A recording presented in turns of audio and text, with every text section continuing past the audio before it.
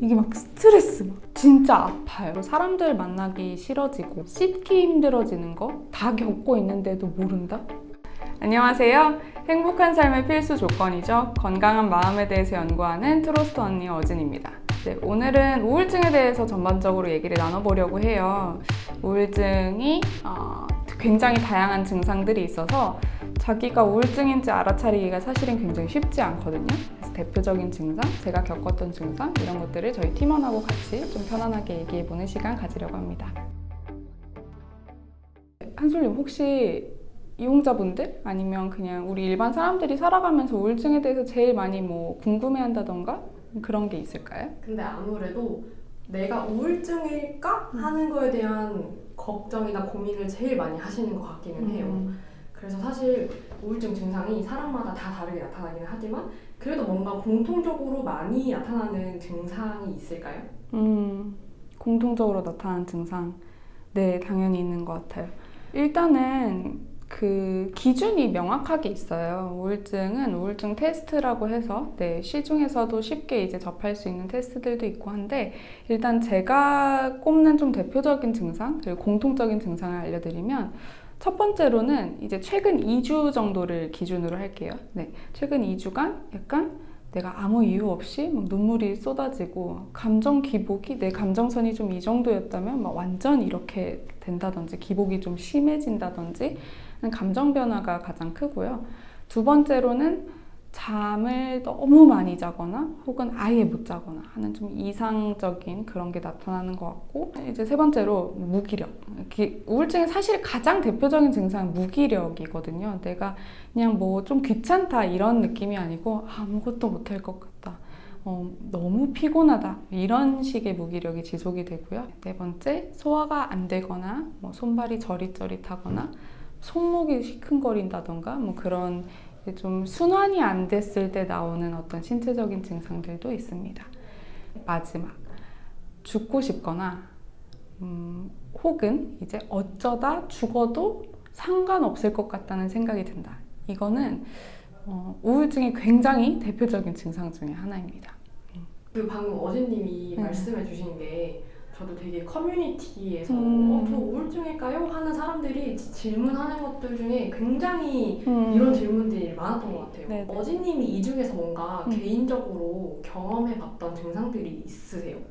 저는 다. 네. 일단은 제가 제일 놀랐던 건 뭐냐면 진짜 아파요. 굉장히 피곤하고 아픈데 이 수준이 지금 신체적인 어떤 능력 자체가 전반적으로 완전히 다운그레이드 되어 있다는 느낌이 들고, 그런 신체 변화가 저한테는 가장 좀 놀라웠던 것 같고, 그거 말고는 이제 죽고 싶다는 생각이 들거나 어쩌다 죽어도 상관없을 것 같다, 이게 저는 다른 사람들도 다 그런 줄 알았거든요. 이게 우울증에 걸리지 않은 사람은 그런 생각을 안 한다면서요. 안 하나요, 한솔님? 저는 약간 네. 경험이 좀 있어서 사실 해본 적 그렇구나. 있어요. 저도. 해본 적이 있구나. 네.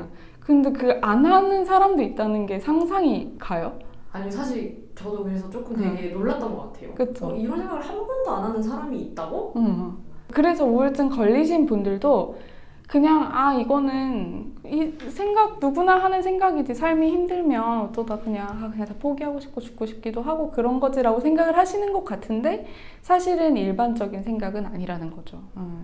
그게 좀 놀랐던 것 같고, 네, 저는 뭐 잠도 뭐 이상하게 자고 뭐 불면증도 있고 뭐 식욕 부진에 뭐 여러 가지 그런 우울증에 해당하는 그 증상들은 참 많이 겪었던 것 같고, 근데 이제 다 겪고 있는데도 모른다?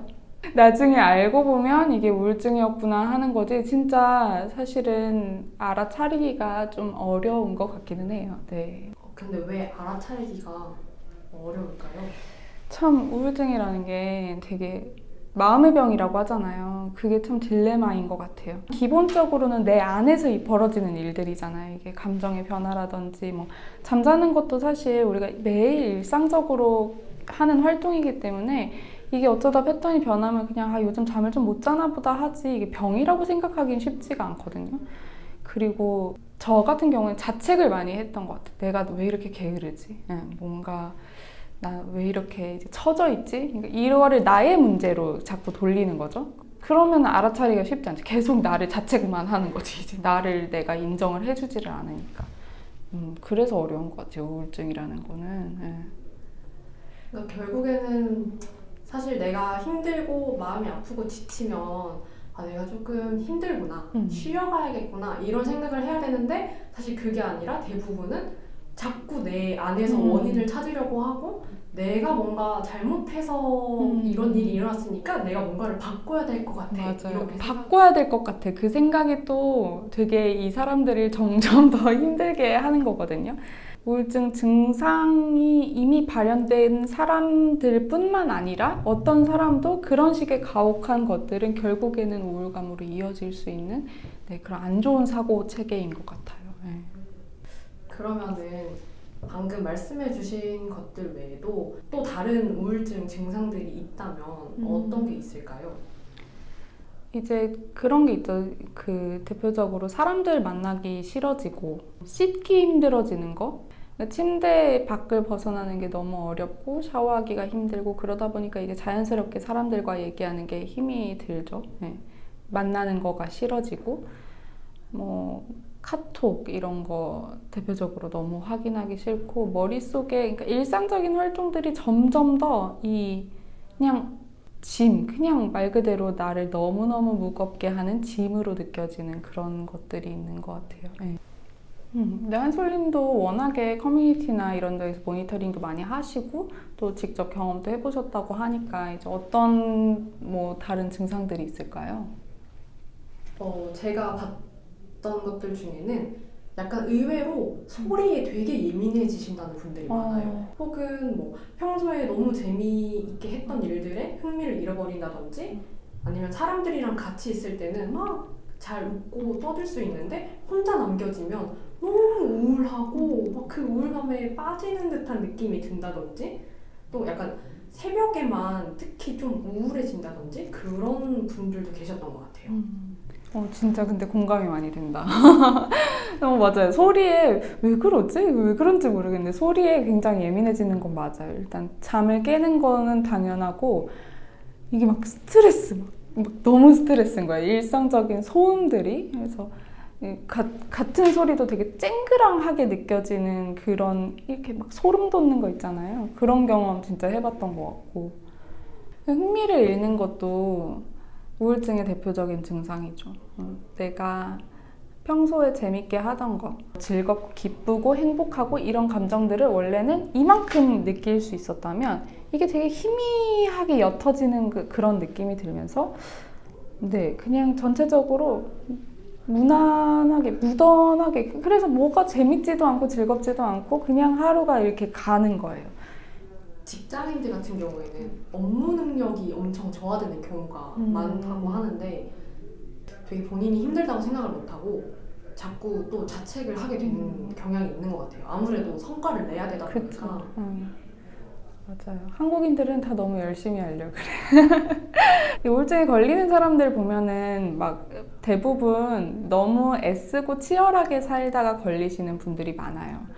이게 뭐 막 자기를 진짜 열심히 끝까지 밀어붙이고 나서도 난 너무 게을러. 나 더 열심히 해야 되는데 이렇게 하다가 망할지도 몰라. 막 이런 생각에 사로잡히시는 분들이 있기 때문에 그래서 사실은 조금 덜 열심히 해도 되고 조금 내가 아프면 좀 쉬어가도 되고 그래야 되는데 업무 능력이 저하되면 갑자기 이제 당연히 처음으로는 두렵죠. 프로다운 모습을 보여줘야 되는데 되게 아까 말했듯이 미성숙한 뭔가 사회에서 기능하지 못하는 것 같은 그 자괴감 그게 참 힘들죠.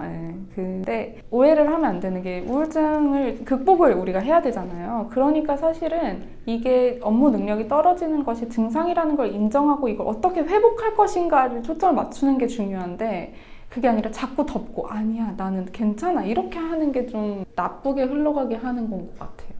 그런 의미에서 저는 되게 상담이 좋은 역할을 해주는 것 같은데 내가 나약해서 이렇다라는 이 생각에 몰입이 되어 있을 때 상담을 받으면 선생님이 딱 거기서 끊어주세요 생각을. 맞아요. 저도 상담받을 때 맨날 그러니까 웃겨. 그러니까 상담 선생님이 왜 그렇게 생각하세요? 정말로 더 열심히 해야 된다고 생각하세요? 이렇게 물어보면 내가 생각해도 내가 너무 가혹하거든, 나한테. 그래서 웃겨서 그냥 이렇게 그러게요 하고 헛웃음을 짓고 나면 그러면 좀 내가 나한테 잘못하고 있었던 것들이 분명하게 보이는 그 효과가 있는 것 같아요.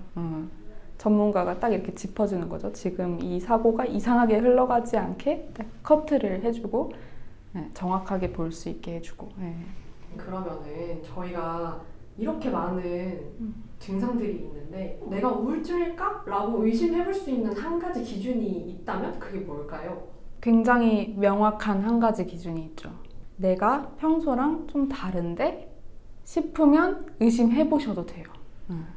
100%의 내가 있는데 내가 70%인 것 같다.